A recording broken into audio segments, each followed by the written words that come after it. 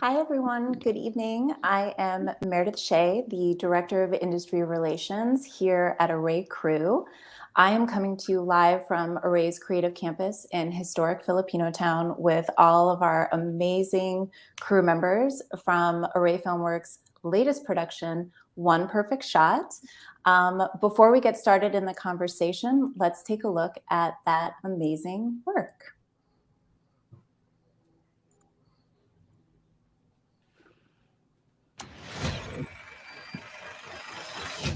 24 frames per second. That's the standard frame rate for cinematic storytelling. Over 100,000 frames come together to create magic. What if we could step into a single powerful frame? Oh my gosh, look at this. Designed and directed by visionary filmmakers. This is their One Perfect Shot. Our responsibility as storytellers is to go to the very core of who we are. We're conjuring feelings and emotions.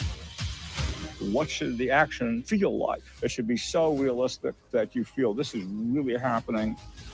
It was important to me that we capture the tension of No Man's Land. It's the moment she becomes Wonder Woman. To some people, it's a shot in a movie, but it's much more personal than that. It wasn't about changing who we were, but about making people understand who we are. There's power in that. That's my lane, and that's where I want to be. I felt this responsibility creating this very, very important part of history. She understood the story of Harriet Tubman was told as truly as possible. You wanted to shoot in the middle of the Superdome. And I go, look, you can shoot here in this landing. And you're like, no, I want them to walk right through the middle of the whole Superdome. Yeah.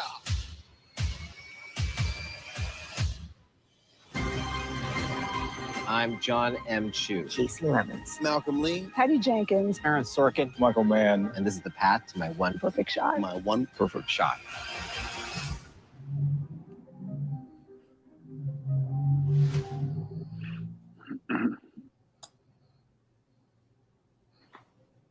Wow, it gets me every time. To my compadres, huh, Meredith? Bravo.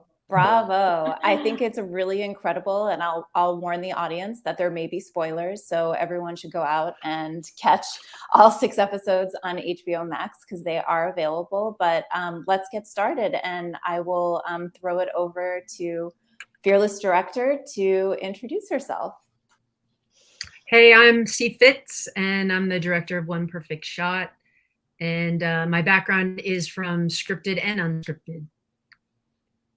Thank you so much for being here. I don't know who's next.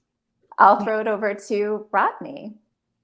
Oh, hey, my name is Rodney FRAZIER. I'm the executive in charge of production on One Perfect Shot. Wonderful. And Sonia?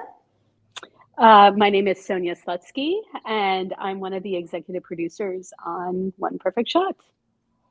And my background is exclusively in unscripted, non-scripted television. Thank you so much for joining us. And BYRON? Hi, my name is BYRON Werner. I'm the director of photography on One Perfect Shot. And I have a background in all kinds of things, including films and music videos, and a lot of my early days shooting interviews and sports television, things like that. So I was able to take all this together into a culmination for a very cool show. Thank you. And last but not least, RJ? My name is RJ BAIN. I am one of 3 editors on One Perfect Shot, and I've been in unscripted television, starting out as a producer in the field and then into post-production and now editing.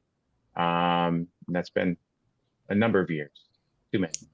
That's great. Thank you all so much again for being here and to talk with all of our crew members tonight.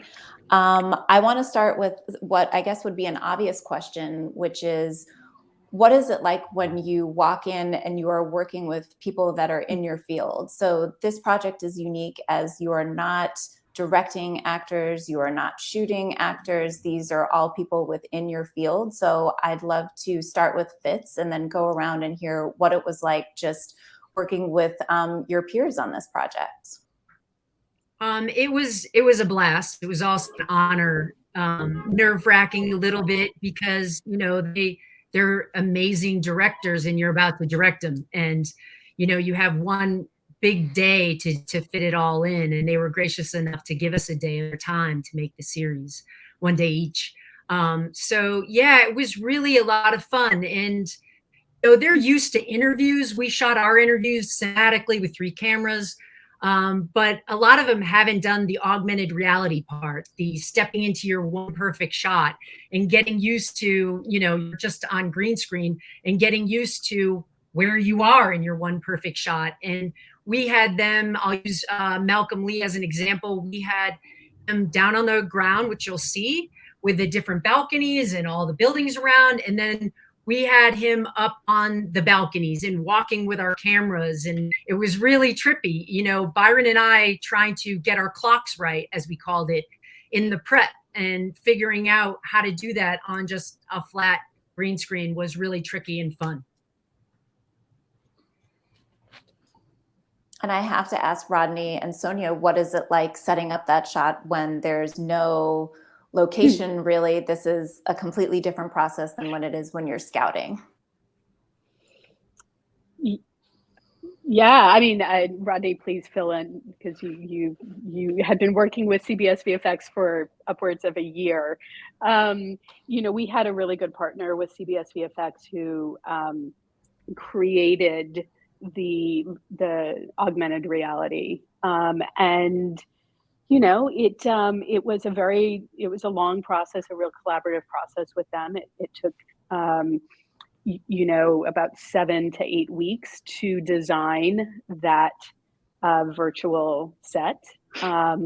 And we would, even before we would get onto the stage, you know, run that through with the directors and sort of show them the different stages of it happening. They would choose the shot.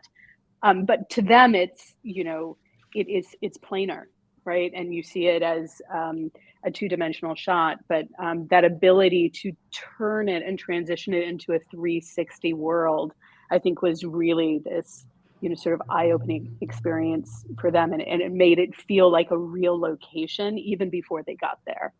I don't know, Rodney, if you want to add to any of that with CBS, but.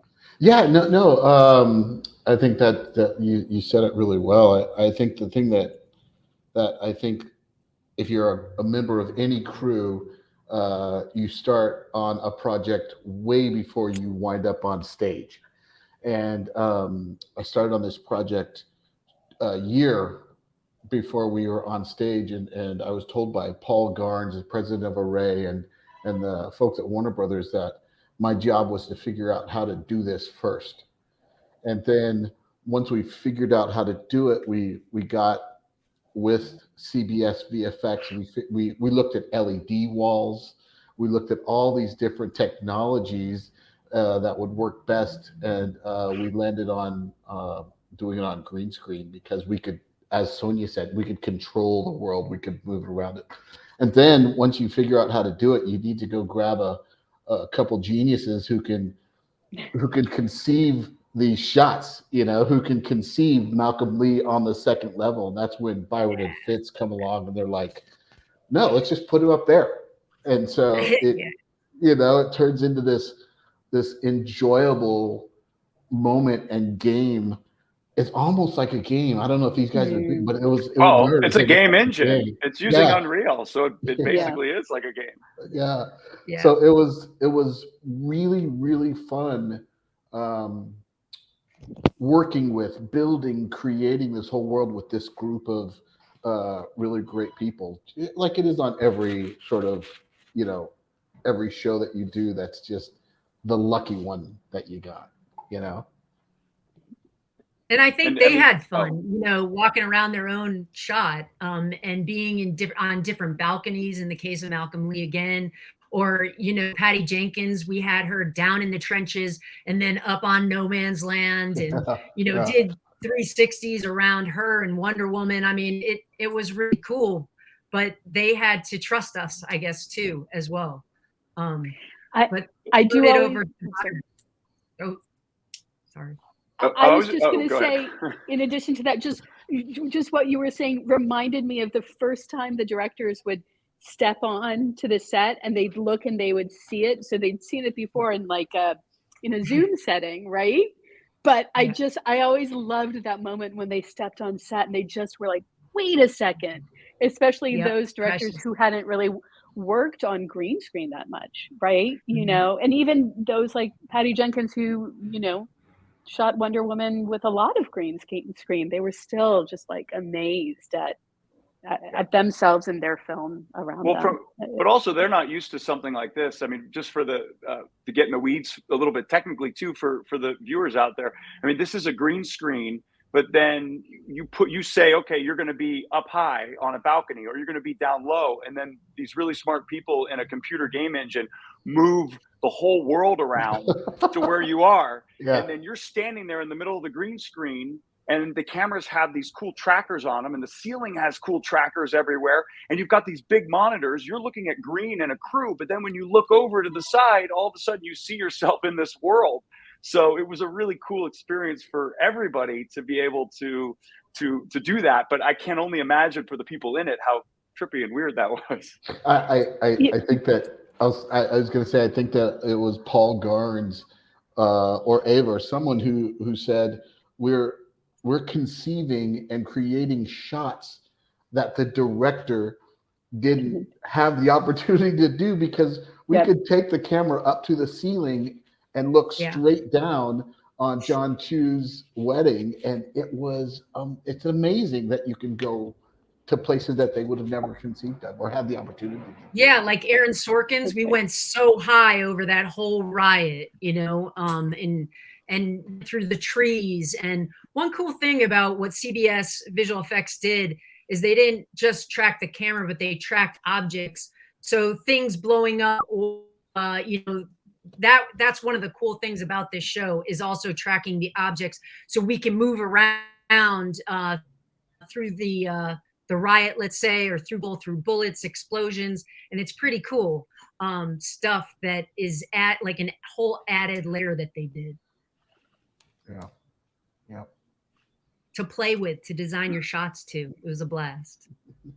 And I have to ask all of you, of the 6 directors and shots that were chosen, can you remember the time that you first saw those films in a theater or watched them at home? Because some came out during the pandemic. So RJ, I'll start with you. Pick one episode that you remember the audience reaction or your most treasured reaction of watching one of the 6 films.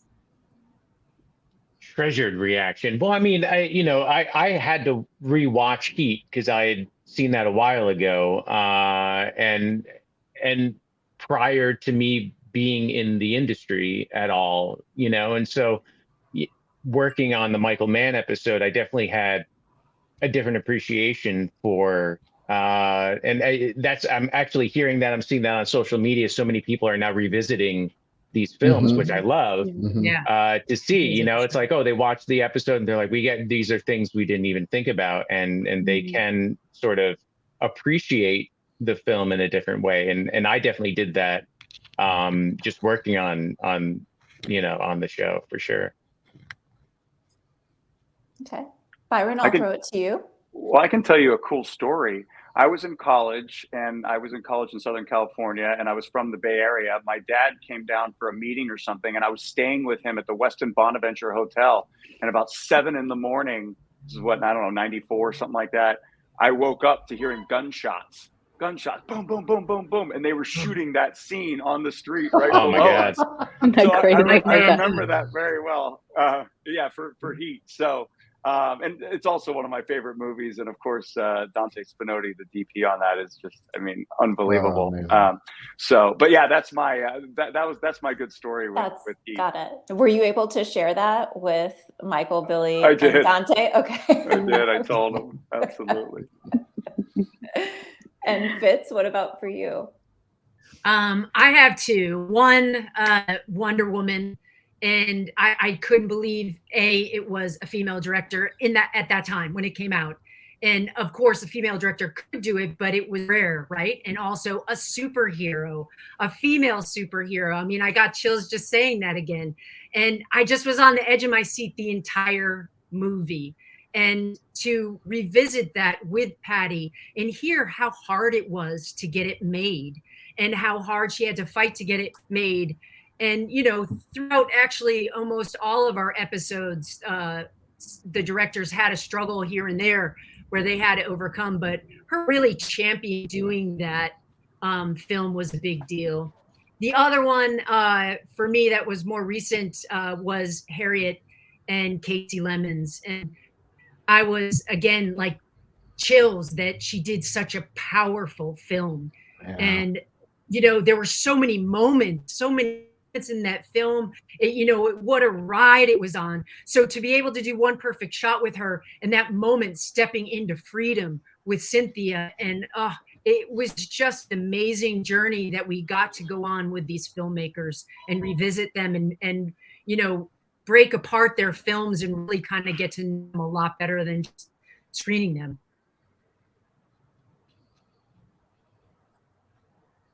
Sonia?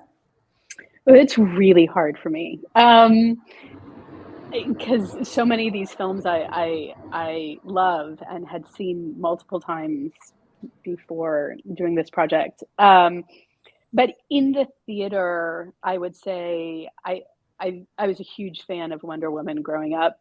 I used to spin around all the time and think that I was going to turn into her and Linda Carter and all this stuff. So seeing that on the big screen and being with an audience and, you know, hearing the energy and feeling the excitement from the audience during certain parts of it was just electrifying. The film I wish I had seen on the big screen and had, you know, only seen on my television set was Girls Trip. I remember speaking with one of the other editors on the project who, you know, remembers telling me about how when he saw Girls Trip in the movie theater, it was one of the most uproarious, hilarious films he had seen. Like the energy of having a live audience there is something I wish I had experienced with it. I mean, it's a really fun, fantastic film, but it you know, just having that conversation with him makes me always appreciate and remember the importance of movie theaters, right? And just the experience of seeing films with a collective of people is just I haven't ventured back out exciting. Yet. I'm looking forward. Yeah. Yeah. So anyway. Rodney?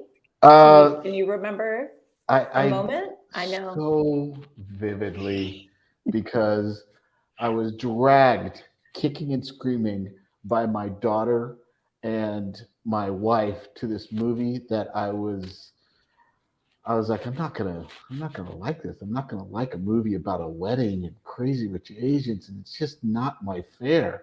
And I just remember seeing that movie and then just walking out of the theater just going, wow, that was amazing.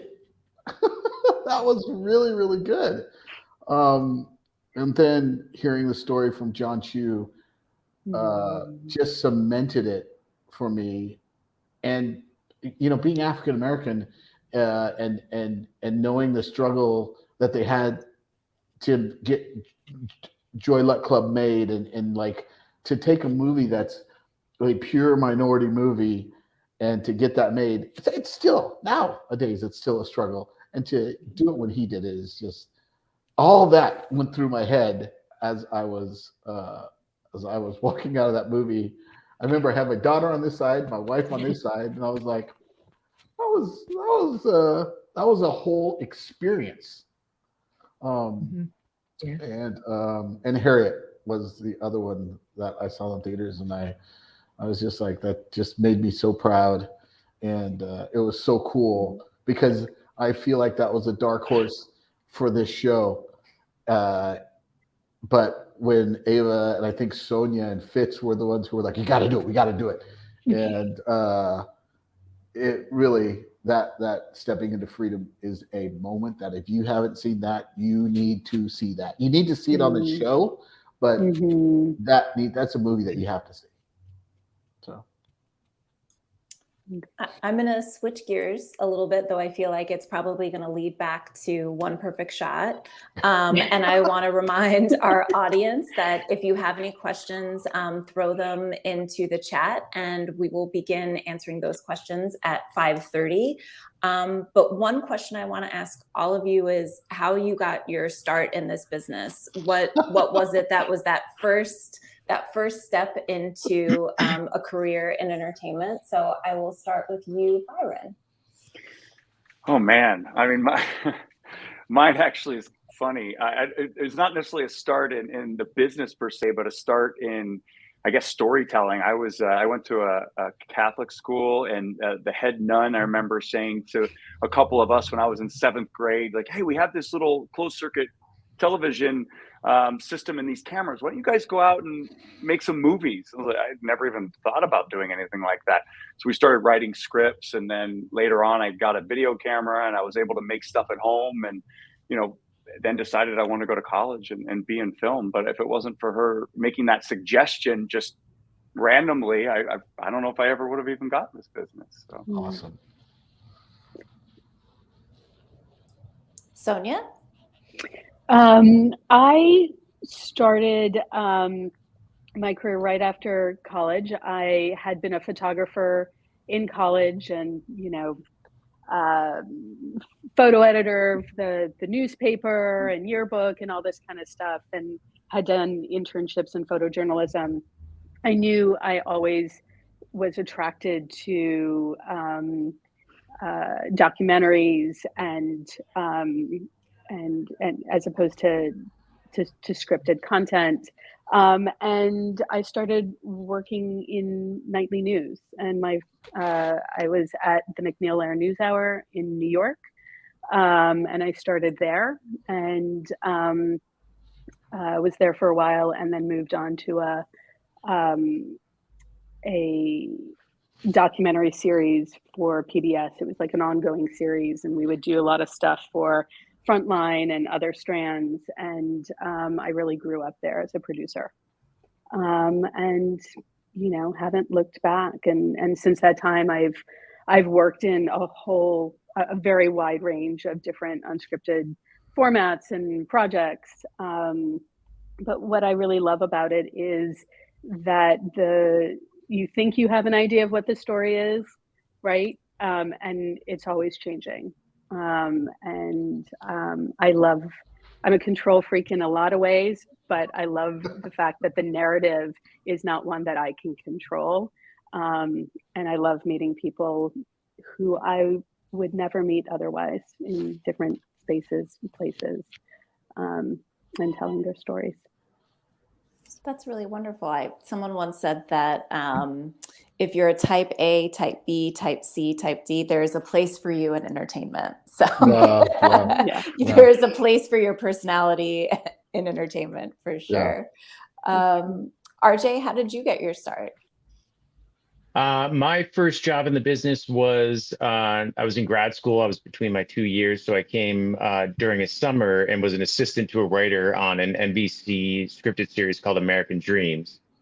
And was doing that and was like, I should just stay out here. And thankfully the writer, I'm like, why do I need to go back and finish? But thankfully the writer I was working for was like, you know what, go back, finish, do that. I ended up interviewing one of the executive producers on the show for my thesis at the time.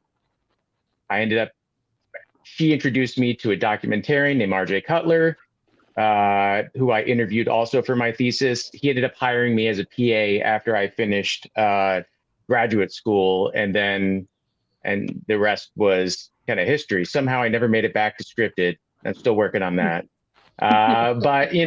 But in the meantime, I started out as a producer shooter, and then went into story producing and post-production, and now have worked my way through post into editing. And I feel like working in the field has made me a better editor, and working in post you know, definitely informs how you're working in the field. I would say no shade to anyone else, but I always find that editors are the most organized people in the world. I say So it all wrong. the time. So wrong. Maybe, you know what? Maybe that's the only place on this screen. And then everything else just goes to hell. Got it. Got it. Fitz, take how did you get your start? Gosh, I was a PA. So I started out in production and worked my way up to being producer in commercials in Boston. And I took every dime and I wrote and I made short films on the side. I even starred in one or two that will never see the light of day, but they did actually win awards in the film festival circuit a long time ago. And then my location scouts got a big show. They got a pilot, and it was so I helped develop that into what became Queer Eye for the Straight Guy, and was the producer of the pilot of that. And I danced around scripted and unscripted for many years. I always have been doing documentaries on the side. One of my last ones was Jules Catch One, which was an Array release. From 2018 to 2021, and it was on Netflix. So that was a long journey for me. That was 8 years right there, 6 years to make, another 2 to get distribution. And then I directed on Queen Sugar. So yeah, I've danced around producing, directing, doing what it takes. You know, one of the things out there for our audience is, you know, keep making stuff. You know, even as a PA, I volunteered to PA. To do anything really, volunteer on other sets, volunteer to help people out. Shadowing's one of the best things that you can do if, you know, you can find somebody. It's a little hard with COVID, but you learn a lot from being on other sets, from work. Sometimes, you know, it's been hard for some folks to get a leg up, especially with COVID and everything else, the way that they've been crewing up. And, you know, I think it's just keep those chains of folks, you know, keep in touch with them and see how you can work with them, paid, unpaid. That is very inspiring. Thank you for that. And Rodney, how did you get your start? So I was in film school at BYU Hawaii, of all places. Studying radio, television, and film. Didn't know what I wanted to do. Left school. Came out here.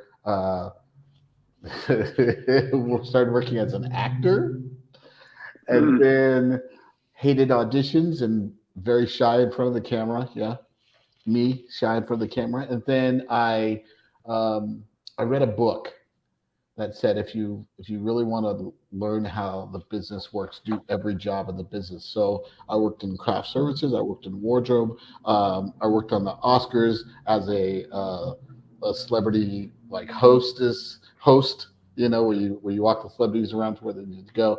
I worked on music videos. I worked in music videos. I was a camera assistant. I did every job I possibly could, but it all came back to me being more interested in the numbers for some strange reason. You know, as all of these Array crew members will tell you, no matter what it is that you're doing at the time, if you love the clothing, you're going to wind up in wardrobe.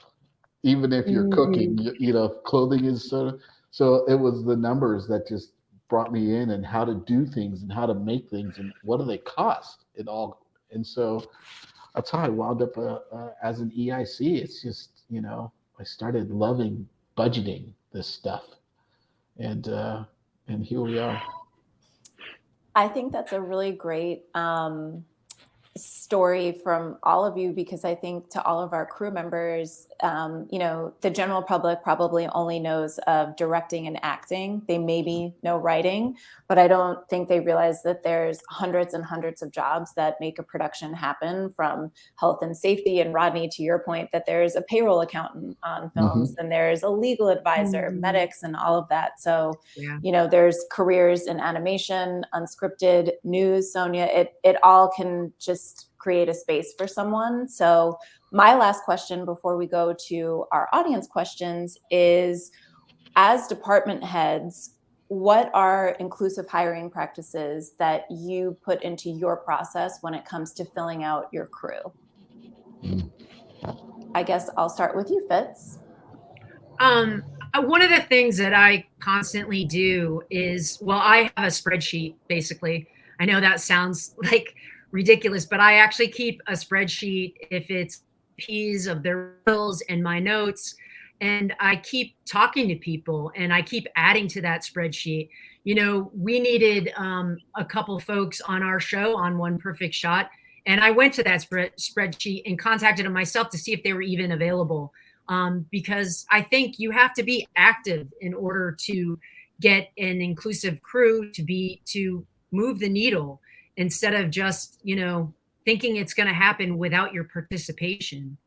You have to participate no matter who you are on the crew. You know, whether it's just starting that spreadsheet for something in the future or actively doing it because you have a spreadsheet or you have met some folks when you're not working. To change, make change. Sonia? Yeah, I mean, I certainly, you know,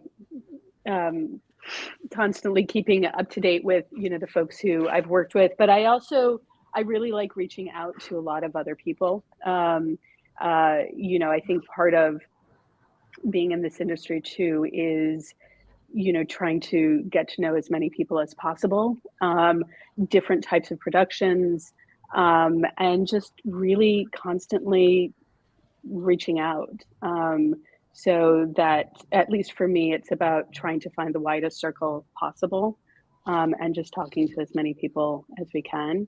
And, you know, thankfully there are places like Array Crew, and increasingly other places as well.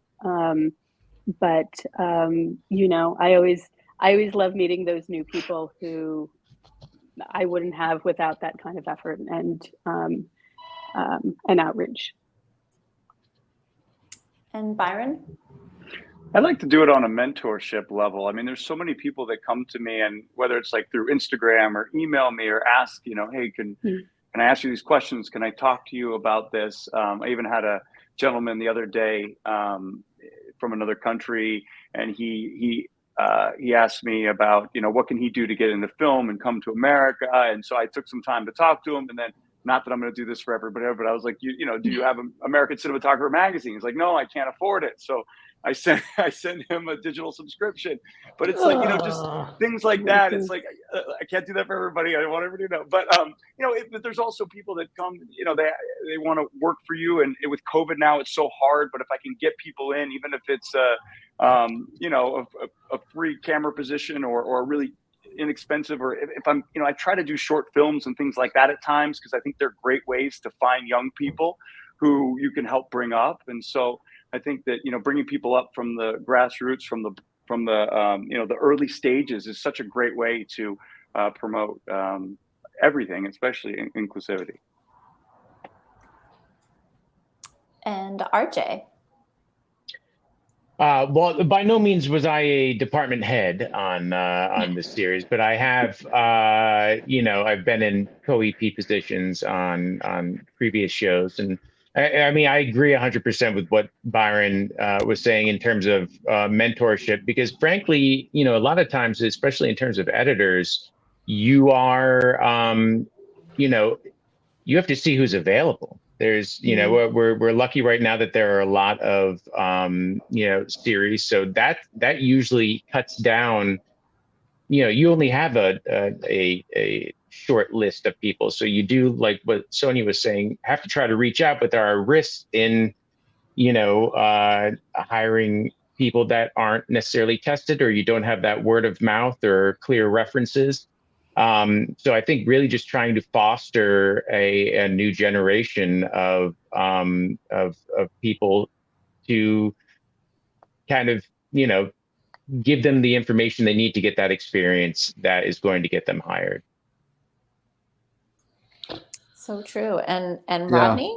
Yeah, no, your audience probably doesn't know this because it hasn't been announced. For the last 6 months, I've been here at Array as a director of physical production, and one of the main things that we do here is it's inclusive. It's one of the things that I learned from Ava and people like you, Meredith, and people who work around here is that you never settle. I never settle. I have realized that if you go, it's okay, I'll just hire this guy who always works all the time on every show. It's so easy to do it that way. It makes your job so easy and so simple. But if you just think about it for a second and go, you know what?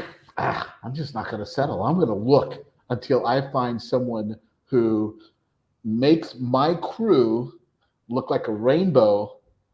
And once I hit that rainbow stage, then okay, it really is like cooking or like anything else. It's like a balance. And FITZ can tell you, BYRON can tell you, SONIA can tell you, it was part of the way we did it on One Perfect Shot. It's when we make calls, it's like, let's find that person that is right the Array way.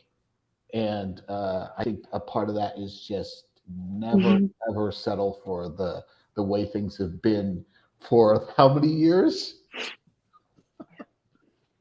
So yeah. That was great. Thank you all. I'm going to start with some audience questions. And I think I'm going to start with one because I saw the light in Rodney's eyes when it came up earlier. And it's I a did turn on the question. lights in here. It's a question from Joyce. And it's, what is the cost perspective from an Unreal Engine compared to a green screen? So that was our first audience question. Wow, that's a great question. So I wanted to start with something exciting like the cost. Yeah, I know. Not what is it like working with Cynthia Erivo. I wanted to go straight to the cost. Let's talk about money. Money. You know, that's always fun. No, it's really fascinating for me, of course, but it's really fascinating in this case. We used Unreal Engine, and we were able to use as much Unreal Engine as we did on the show because we used green screen, because we used a method. Had we gone with LED walls, we would have wound up being locked in to what we shoot. It would have been baked in. What's on that LED wall is in the background that's stuck. Also, the floor, you need to create the floor in actuality. Like, it has to be a practical floor. So if they were walking on grass, then it has to be grass. And from a cost perspective, that drives the costs up with LED walls. Now all of a sudden you have to dress the floor. You have to art direct the floor. There's another 20 grand on each episode. So you're baked into it. You can't really change it. You got 20 grand for this floor. You can't really change it. To get a full LED experience where the director walks into it in the round, you're talking about building a wall setup that generally is like $50,000, $60,000, $70,000 per like 3 or 4 or 5 of these walls alone. Then to put in a floor, you're talking about another, right, BYRON, another 20 or 30 grand to put in an LED floor. Oh, then if you want to look at the ceiling, Meredith, you got an LED ceiling, and there's expanses. We looked at in the beginning of this show. We looked at expanses that were full 360 LEDs up to the ceiling, up to the floor. They're 100 grand a day. They're 200 grand a day. Those are made to shoot Spider-Man and to shoot things like that. They're not made so that we can bring you a really cool experience with a director. Those are made for a different purpose. So from a cost perspective, using Unreal Engine to help drive the characters and the backgrounds and stuff. We also use some other engines along with Unreal, but using that was very, very cost effective with the green screen. LED would have killed us with Unreal. So yeah, and like you said, even the floor, you don't want to stand on light for this yeah. type of thing. It wouldn't have made sense. And then you would have had to build the floor, like you said, and just being baked into everything. That's we had way more ability later on to make adjustments. And also the turnaround time in between shooting, we would shoot 2 episodes at a time. There's that to consider. So, you know, every series has its constraints. It all relates to money, Meredith. It all comes back to that was Joyce's question. Back to Rodney. Yeah, for Joyce, it all comes back around, Joyce, to money.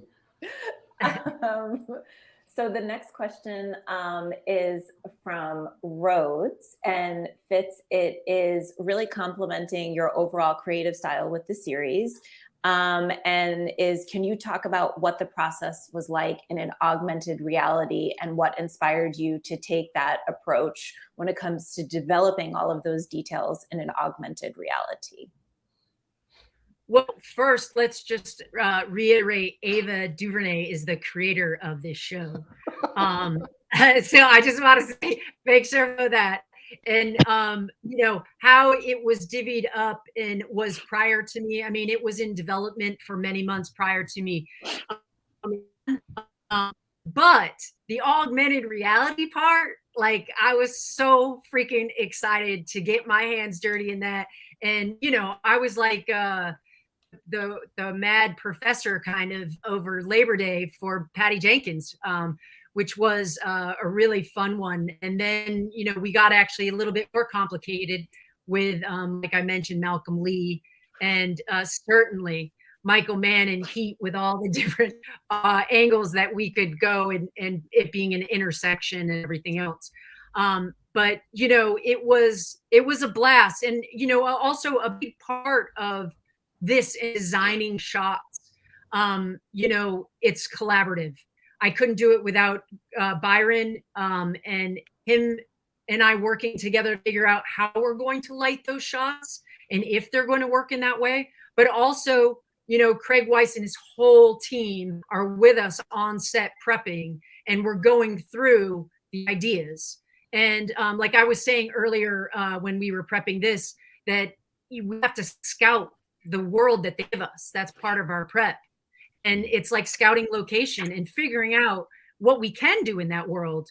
Patty Jenkins, for instance, you know, I was like, can we go down in the trenches? Can I find her in the trenches and then put her back on, what is it?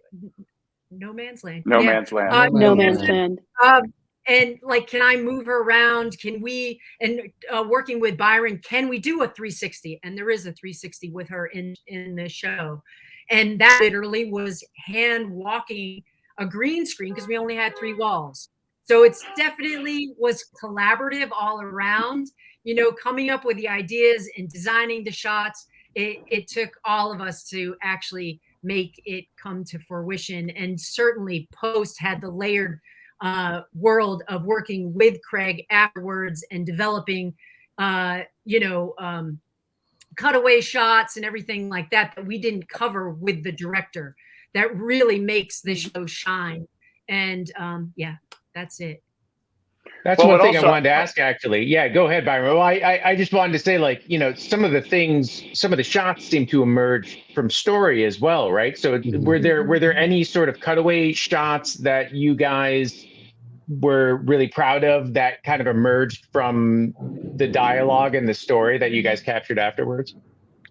Well, I was just going to say, I don't know about cutaways per se, but like, you know, the Harriet, that was all based on, you know, basically it started out, and as Casey talks about the light, you know, we tried to make it feel very overcast, and then we had the camera come off of her and come around, and the visual effects guys, we talked about how they're going to open up the clouds and the sun comes up, and then I had a 10K ready to go, and as the camera passed the 10K, the light starts to dim up and comes around on Casey, and the light is now hitting her as she talks about, you know, the whole sky and the revelation. So that was absolutely inspired by story for sure. And I have to say too, in general, we worked a lot with CBS to develop the shots even further of what we didn't shoot. For instance, going even higher, and they obviously can make the world grow after our shot. and trying to figure out how we're going to do it in less than half a day, that section alone. So, you know, we talked about it with them, but post and Craig and Sonia, you know, creating it with us afterwards was a big part of that collaboration. You know, we knew that Harriet, you know, out in the grass, we knew that with Patty Jenkins, we wanted bombs going off and bullets flying and all that stuff. And for them to track around the objects, like I was mentioning. But, you know, we could only do so much on set outside of shoot with a director and then talk about the ideas to carry through post. Yeah, to be for specificity, some of the augmented reality pieces that we did were some of the things that they held while they were in the trio talk part of the show. We put the we put the crown that she put on her head. We put it on a platform that Craig with his magic toys that the directors could hold or they could pass around to their contributors. The tray. Yeah, the tray, which had that augmented piece there. Wonder Woman's shield was a little piece of augmented reality that we stuck on that tray, and I think it was used mostly as a device so that Sonia could tell story about that device, and that's how it came into play. I couldn't tell you, but Byron and FITZ could tell you how difficult it is to make sure that that's lit right, so that you're not boning his you know, Craig's hard work at getting that object to sit there. The most amazing thing though was with the technology, Meredith, we could see that object while we're on set, and we could see it with the people on the set, and we could see them interact with it. It's amazing. We've come a long way from just having something on your phone where you point the camera on your phone, it gives you eyebrows, gives you unicorn horns or something like that. This was a real special experience to be able to dive into it like that. I was going to just add one thing too, is that, you know, I think preparation is incredibly important in anything you're doing. And it's great because Sonia's team talked to all the interviewees and the people. And so, but then FITZ went in and got the story together, and then she would come with a shot list for this green screen stuff, which was unbelievable because it's like, we don't even really know what we're doing, but she had all these great ideas based on story of how she wanted to set it up. And then we would get in there and augment it. But it was amazing because we at least had something to start with, and not all directors are that prepared. So that was an amazing start for us. And it really, really got us in there to give us an idea of what we wanted to do based on story. And then we could ask the the effects guys, like, hey, can we do this stuff? Can we do this or do that? And we were able to then augment it and even make a more detailed shot list for, you know, for shooting those sections, which I think FITZ even alluded to. I think we had like 4 or 5 hours to shoot that whole section. It was crazy fast. And this is one of the reasons that, like, we've been talking about why not using the LED was important, because the LED would bake everything in. That gave us flexibility in post to add detail. And so once our story was set at a certain place, we would then go in post and work with CBS VFX to augment other areas and sort of highlight certain bombs going off or cutaways, or, you know, different shots with him and camera movements that would sort of help support the story and help support everything else that had been shot on set. Yeah. That is very, very fascinating. We have a question. You guys said the magic word from Gary, which is LED screen the future of film? Who wants to take that one? Sonia, do you want to take that? Is LED screen the future of film, or should I go to Byron? How do we do that? I mean, it's part of the depends future. on what it is. Yeah. Yeah, I mean, it's a tool like anything else. I mean, that's like saying, you know, is a Moby or a Ronin the future of camera movement? Right. Well, no, we still use steady cams. We do all that. So, you know, I think that there's tools are meant to be used for appropriate purposes in film, and there's absolutely those times if you're trying If you're on an LED screen and you want to shoot a perpetual sunset over multiple days, it's an amazing tool. But nothing beats going to the beach and shooting in front of the water when, you know, you want real waves and you want to feel real. So as much as The Mandalorian looks amazing and all those shows look great, it's appropriate for those shows. It wouldn't necessarily be appropriate for every show. I don't think this is a spoiler, but I will say that on one of the shows, Naomi, that is an Array show. It's on the CW. Coming back on, when's that coming back, Meredith? I believe it's coming back this week or next week, right after. I know there was an episode this week, but go ahead. Yeah. Naomi, which is a fantastic show, by the way. The LED walls are kind of transforming some of the things. Like you can shoot in a studio inside of a car, and then you can program the background going by the window in an LED wall. And that's those are some of the uses that I've seen more recently that are kind of like transforming things so that you're not in a practical world. You can be in a studio environment, safe, sound, time-wise, you've got everything you need. Also, Byron will probably attest to the fact that lighting, LED has changed the lighting completely. It's made it lighter, more power effective, a little bit more cost effective in some cases, but LED lighting has just kind of changed things in a big way. But I will say this, and Byron and Fitz and RJ and Sonia, I know will agree with me, the future of film has not been invented yet. No. This medium is evolving every single day. Technology is happening so fast, it's hard to keep up with. These crew members are very lucky to be involved in an industry that is constantly innovating for the reasons of creating more media. So I feel like I'm really fortunate to be in such an innovative, like cool sort of industry. It's better than the car industry. It's dang better than banking.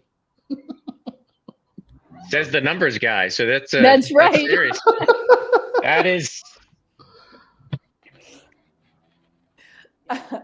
We have another question. Speaking of the future, from Amanda. She wants to know any advice for someone transitioning from full-time work. She's volunteering as a PA on the side to pursue filmmaking full-time. And she thanks all of you for a great conversation. Thank you, Amanda, for being here. But yeah, any advice to someone who's looking to full-time? Fitz, we'll start with you. I am curious if Amanda has a particular, if she wants to direct or if there's a certain field. You know, one thing we mentioned in this conversation is, which never hurts, and I learned as a PA, you know, I loaded sandbags. I didn't care. I wanted to be helpful. And you know, as a producer, as a director, when I have to ask my crew to hurry, you know, to make something happen, I know how hard it could be, or at least a sliver of it. And that matters a lot. But back to Amanda breaking in, you know, volunteering as a PA is really good. I think identifying what track you want to be on and try to concentrate on those people, shadowing them, and hit it hard, whether it be producing or if it's directing, maybe it's the camera department or the AD department. You know, getting more involved in a specific department, I think, would be helpful and a faster route to breaking into the filmmaking business. She did share that she wants to direct. Yeah. So, I mean, I learned a lot carrying around cases. This is back in the day. In the camera department, I learned a hell of a lot about directing, about framing a shot. I mean, you were right in there.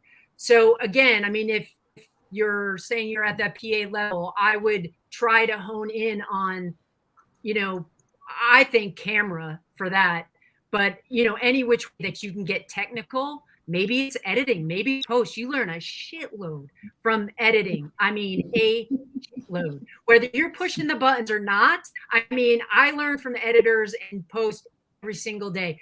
you know, especially if you have trouble with, you know, your sound or something you shot and you got to change it, there's tons to learn in post. So that's another idea track to becoming a director. That is a very good quote. There's a ton to learn in post. I know we have 5 minutes left and we weren't able to get to all of the moderated questions, but I did want to leave with one crew member question from Sela, which is, who is your creative inspiration? And if you could share a piece of work with the audience that you would say, this person really inspired me, go watch their work, go find it and learn more about this person that really inspired you. May it be a book or a filmmaker or a mentor. I know it's a tough one, but I will start with you, RJ. This is a question I wish I had way ahead of time, but the person, I think the person that came to my head immediately is a writer-director named Noah Hawley. He's done a few series on FX. His adaptation for television of Fargo, which I think is wonderful. He did a Marvel series called Legion, which is great. And I just love how he plays with genre and very smart storytelling. And, you know, it shows you can watch over and over again. So that's someone that I'm, you know, taking a lot from, and I encourage everyone to watch. Thank you. Sonia? Yeah, this is really hard. I mean, there are people who inspire me all the time for various reasons. And of course, when I'm asked this question, I have a complete blank. But, you know, I do remember when I was first starting out, one of the documentarians who was kind of old school, who I was really inspired by was Barbara Koppel in Harlan County. And, you know, and I've gone back and rewatched that a few times, and it is, you know, what's always been inspiring to me about that is sort of the determination you can feel as a filmmaker she had in making that, and sort of the, you know, the many different hats she had to wear with it and the guts it took to do that. And I, you know, it just, for her tenaciousness and sort of what it ended up becoming, I thought was just really quite extraordinary. And I'd like to think about those kind of things all the time as inspiration. Barbara is it. Fitz, I will throw it to you. Oh boy, I'll try to go fast. But Ama Asante, I love the way that she frames things. She's done everything from movies to even Mrs. America, and her episode is just the bomb. I think Emerald in Promising Young Woman, what she did as a filmmaker, so she doesn't have a lot, right, as cachet as a filmmaker, but boy, when she does one, she does it with magic all the way through, picking the music, the way she shot it, she wrote it as well. And I know those are individuals. Also, I'm going to give you 3 of my Queen Sugar sisters, and there's a bazillion. So, and Queen Sugar sisters, you know, look at what they did prior to. Look at their episode on Queen Sugar, and you get to know their style. You know, Demaine Davis, powerful. Sally Richardson Whitfield, huge. So, like, they all have different styles, and they're all so powerful. Cheryl Dunye, they all come from different walks of life, and they have different types that started them off that will be inspirational to you. I think I have found inspiration in all their work, in all the Queen Sugar sisters, you know, where they came from. And then, you know, tippity top as far as all around film. I know everybody knows I was going to say that, but for me, you know, she's done documentaries, which, you know, inspires me. She's done scripted show that is a documentary. We're losing you a bit, Fitz. What? We're losing you a bit? Oh, anyway, that part of it, I do. Typical director to leave us on a cliffhanger. He did. He did. But we heard the most important part, which is Array's founder, Miss Ava DuVernay, is the biggest inspiration to all. And obviously the Ava effect is seen everywhere. I love the shout out to all of those Queen sisters. That is really, really lovely. Rodney, I'll throw it to you. What is quick and easy? I'm not that deep, and so I don't think of esoteric people, or I'm just a regular guy. Jean Reno, go see everything that Jean Reno has seen. See The Big Blue. It's a movie that will inspire you. It takes you into a different world and into the mind of different characters. And Luc Besson is the director of that movie, and so Luc, I've got to say, is probably one of that. And then if you can go see a film called Run Lola Run, I think that's another one that's like you're just gonna be blown away and go, I need to know more about this this business. But I'm sure BYRON has some amazing ideas. Sure. No, listen, I'm inspired by, especially cinematographers, I'm inspired by all of them, whether they're the biggest ASC or BSC DPs or just some of even the people starting out where I look at short films. One of my favorites, which is a little trite because everybody loves him because he's the best, is Roger Deakins.